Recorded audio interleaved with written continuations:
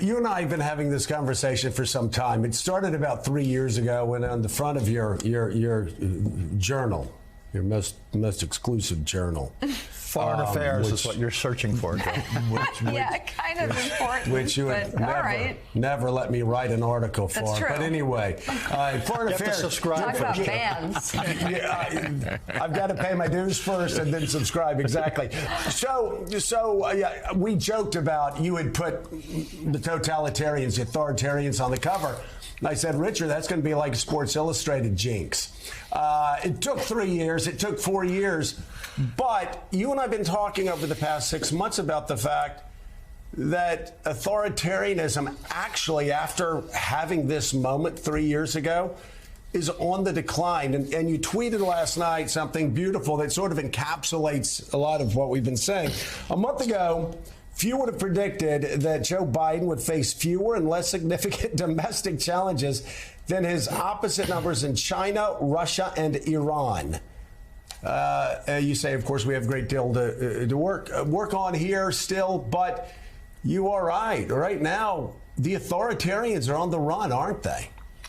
They are on the run. In part, they're the targets of what you might call populism and anti-status quoism around the world, but also they're victims of their own doing. China's the perfect example. This zero COVID policy is failing, and it's not going to succeed. This rejection of the mRNA vaccines, this is Xi Jinping's policy, and you have a society that's increasingly fed up. There's no way out. You know, the word dilemma, Joe, is overused. Xi Jinping has a real dilemma. He continues with this policy. He doubles down. And then what he has to do is increasingly repress the people. But if he does this also, you're not only going to have protests, the economy's going to tank, but if he lets go, and he has to then admit he was wrong. And that's a precedent he's unwilling to set, because if he's wrong here, where else might he be wrong? And people might say, gee, if we only protest some other policies, we can get some change too. So he's actually created a real problem for himself, not just in the health sector, but more broadly, politically. By the time you've consolidated as much power in your hands as he has, by the time you get an unprecedented third term, you forfeit the ability to blame circumstances or anyone else. This is now on him. Well, and Keir Simmons, you look one self-inflicted wound after another. This zero COVID policy has been disastrous for China. The crackdown in Hong Kong, where he effectively took what the British built up as the economic hub of Asia. Now, over the past couple of years, she's destroyed that. He's declared war on Jack Ma and entrepreneurs and the best and the brightest in his own country. So what entrepreneur wants to be successful there? We could talk about the Uyghurs, human rights. It's been one self-inflicted wound after another. It's been staggering. And yet, the more mistakes he makes, the more power he accumulates.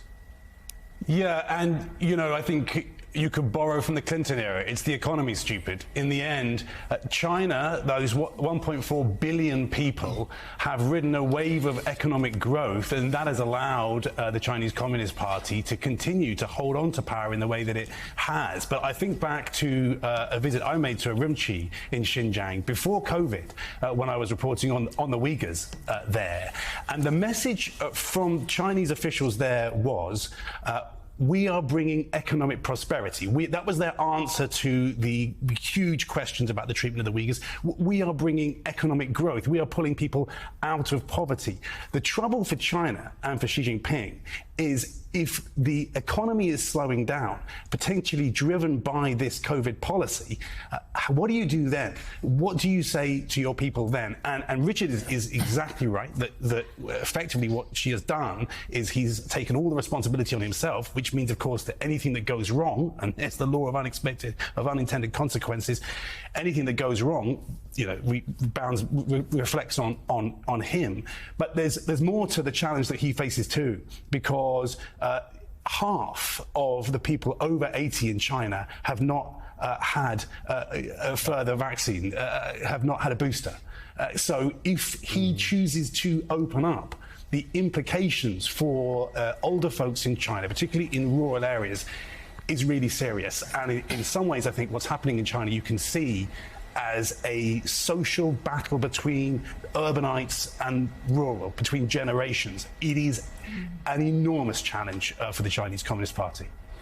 And Jonathan Lemire, I remember talking to John Huntsman when he was ambassador to China. He was back in Washington visiting, sat down and just had a one-on-one with him. And I said, Mr. Ambassador, what is it that the Chinese Communist Party wants? Because this was at a time when everybody was saying China's, growing. They're going to overtake the United States. Much has changed since then. But I said, what do the communists want there? He said 9% growth. Because if they can grow the economy at 9% every year, they don't have to worry as much about unrest across the country. And he said this 10 years ago, but if it falls to 3, 4, 5%, everything's up in the air and they know it. Yeah, and that's the issue for them right now, is that the COVID policy, as just documented here, is tested the patience of its citizens, but they were willing to put up with it because of the economic growth. And it's a series of bad decisions. They've also bet on the wrong horse in the Russia-Ukraine war. They're still being supportive of Russia's efforts, certainly not condemning them like the West would like them to do. And they're paying potentially the economic price and risking real sanctions from the West. And Richard, though, I want to turn to one of the other countries you mentioned in your tweet that Joe read earlier, another site of massive protests right now, and that is Iran. Obviously, no economic growth there, but give us a sense as to what you're seeing and how worried is that regime over protests that are erupting across the country and have for weeks now, but we're also seeing some of it on the world stage at the World Cup. They are worried. Again, they're 40 years since their revolution, and you're getting a degree of public defiance, particularly from the women. They're not quite sure how to handle that. Normally, unlike the Chinese, where the Chinese response is to detain and use surveillance to basically almost do decapitation of political movements, Iran is much more brute force. Problem is how to use brute force against women and not lose widespread popular support. They haven't figured it out. The economy is in a shambles. You got a political succession slow motion taking place at the highest level with the supreme leader. So you got a lot going on. The answer is they don't have an answer, to put it bluntly. It's almost true of all these authoritarian regimes. It's very hard under pressure to adapt, very hard to compromise, because the fear is we'll admit we're wrong and we'll simply fan the flames of protest. We'll reward protest. So they always want to double down or triple down. That's what we see in China. That's what we see in Iran. The question is whether they can get away with it.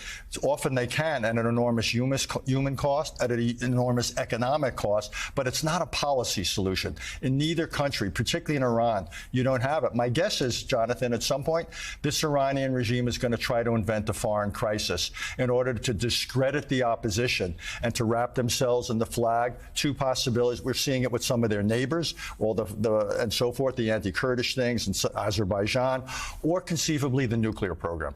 They may actually hope that the Israelis or the Americans or the Saudis or someone takes action, because every day that goes by, we're not looking at it anymore. They are getting closer to having the prerequisites of a nuclear bomb. And my hunch is that they might not mind a foreign policy problem in order to distract attention from the streets.